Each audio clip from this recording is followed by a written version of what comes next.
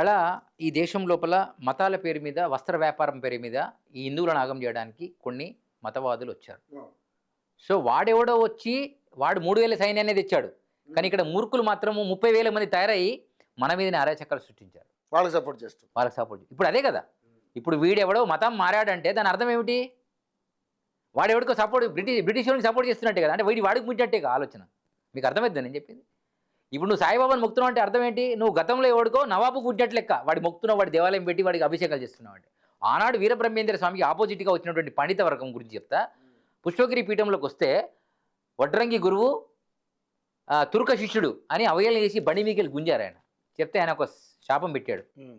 రేపు రాబోయే కాలంలో ఏ సిద్ధయ్య ఎవడైతే తుర్కోడు అన్నారో ఆ తుర్కోడికే పూజ చేసి వాడికి ఇంజన్కి అభిషేకం చేసుకుని ఆ తీర్థం తాగే రోజులు మీకు వస్తాయి పురోహితులకు అని చెప్పారు. ఇప్పుడు సాయిబాబా గుడిలో పురోహితుడు ఎవడండి? క్రిస్టియన్నా ముస్లిమా? చెప్పండి నాకు కదా. ఇప్పుడు ఎవడు మారాలా? ఇంకా సాయినాథ పీఠం అంట, ఇంకా సాయినాథ గురు వీళ్ళను కొత్త చెప్పులు తీసుకొచ్చి కొట్టాలా. ఎవడు? హిందువులు. కానీ హిందువులు ఏమయ్యారంటే గురువు ఏ గురువు చెప్తే ఆ గురువు గుడ్డిగా మొక్కడం. నిజామాబాద్లో సాతెల్లి బాబా అని ఒక ఆయన ఉంటాడు, ఒక బాబా, ఆయన హిందూ ముస్లిం. ఆ నిజామాబాద్కి వెళ్ళి వేడలు కోసుకొని కందులు చేసుకొని తినడానికి వెళ్తారు మంచిగా తీసుకొని. ఇలా పీరీల పండుగ వచ్చింది. కొన్ని గ్రామాలలో కొండ గొర్రెలు వాళ్ళు షియా సున్నీలు కొట్టాడుకొని తుర్కులకే పడదురా బాబు, వాడు మా దేవుడు కాదురా అని పీరీలు అని వాళ్ళు ముస్లింసే చెప్తున్నారు. సిగ్గు శరం లేకుండా హిందువులు బొట్లు పెట్టుకొని పట్టు చీరలు కట్టుకొని కంకణాలు కట్టుకొని. అమ్మ మీరు ఎవడికి పుట్టారా? నవాబులకు పుట్టారా? మీరు ఆనాడు నవాబు ఉంచుకుంటే పుట్టారా? మీరంతా ఎవడు పుట్టారు మీరు అడుగుతున్నారు ప్రజలు.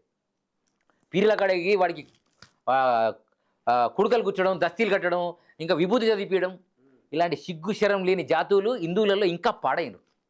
అర్థమవుతుందా నీకు? అంటే నువ్వు మసీదుకు నువ్వే మొక్తివి, చర్చికి నువ్వే మొక్తివి, ఈడ రామాలయానికి నువ్వే మొక్తివి, శివాలయాన్ని నువ్వే మొక్తివి, లాస్ట్కి బొందకు నువ్వే మొక్తివి. అసలు నువ్వు ఎవడరా? సనాతన ధర్మం అంటే ఏంటో తెలుసా? సత్యమే సనాతనం. అర్థమైందా? ధర్మాలు ఉన్నాయి. క్రిస్టియన్ ధర్మం వేరు, ముస్లిం ధర్మం వేరు. వాళ్ళ ఆలోచన ప్రకారం వాళ్ళు బతకనియండి. నువ్వెందుకు మారుతున్నావు? వాడు అమెరికా వాడు వచ్చి ఇక్కడ మనోడు ఇక్కడికి వచ్చి జై హరే రామకృష్ణ హరే కృష్ణ అంటున్నారు. వీళ్ళు వాడికి పుట్టినట్టు వీడు యాక్టింగ్ చేస్తుండే ఒకడు. మరి అక్కడ పుట్టారేమో నాకు తెలియదు. మరి విత్తనాలు ఉంటాయి కదండి, వాడు ఎంత చేసినా వాడు అదే అంటాడు. అట్లానే ఎవడైతే మతాలు మారదాం అనుకుంటుండో వాడికి ఒకటే సూచన, వాడు హిందూ అయినా బొందు అయినా ఇంకోడైనా ఈ మారేదంతా హిందువులే కాబట్టి నేను హిందువులకే చెప్తా. మారినడు ఎట్లా మారాడు పోనీ వాడిని కర్మకారం అనుభవిస్తాడు, మధ్యలో వస్తే చెప్పుతోని కొట్టవచ్చు మనం, అది వేరే సమస్య. కానీ ఇప్పుడు మారాలనుకునేటోడికి ఆలోచన రావాలి. ఇలా కల్వరి టెంపుల్లో నెలకో రోజుకో 3000 మందిని మారుస్తున్నాను ఆయన డైరెక్ట్గా. ఆయన పేరేంది అనిల్ కుమార్ సతీష్ కుమార్ చెప్తున్నాడు.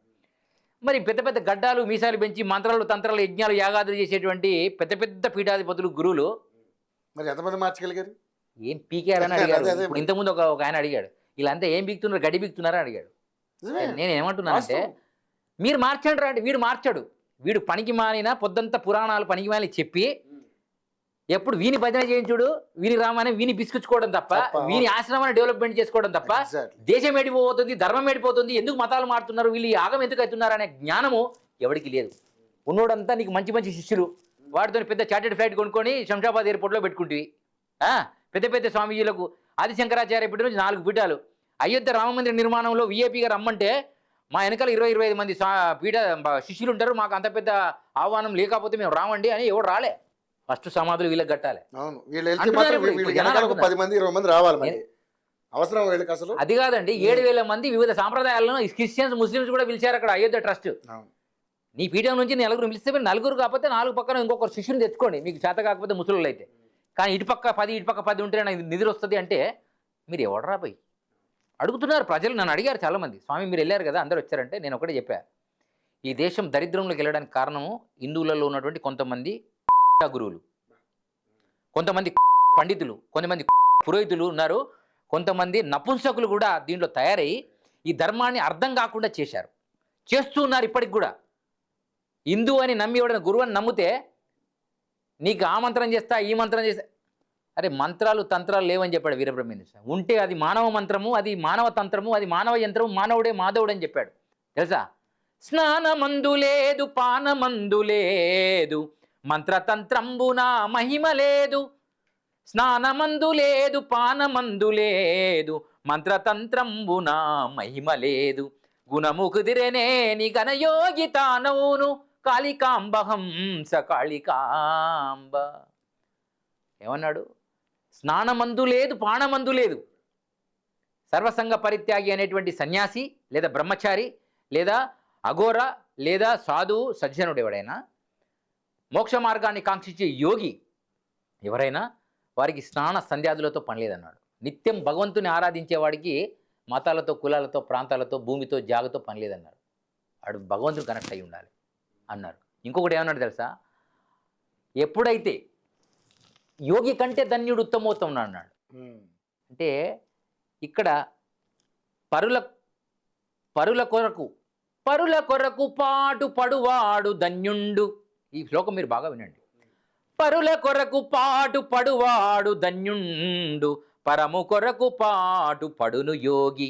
యోగి కంటే ధన్యుడు తమోత్తముడవును, కాళికాంబహంస కాళికాంబ.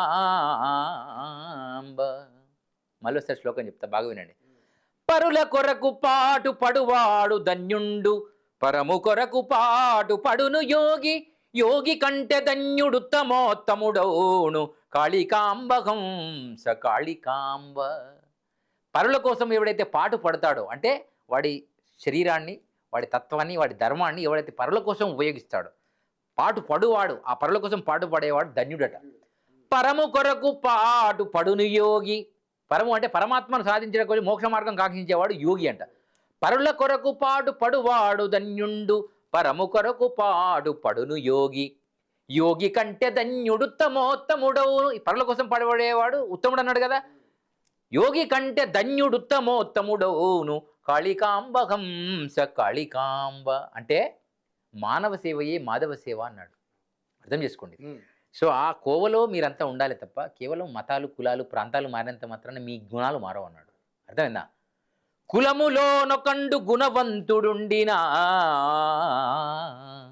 కులములోనొకండు గుణవంతుడుండినా, కులము వెలయువాని గుణము చేత. ఇది వేమని చెప్పాడు. వాళ్ళిద్దరు సమకాలికులు. కులం అంటే మానవ కులం అయి ఉండాలి, మంచిని పెంచి పోషించే కులమయ్యేటువంటి జాతుల్లోకి వీరు ఎంట్రీ కావాలి.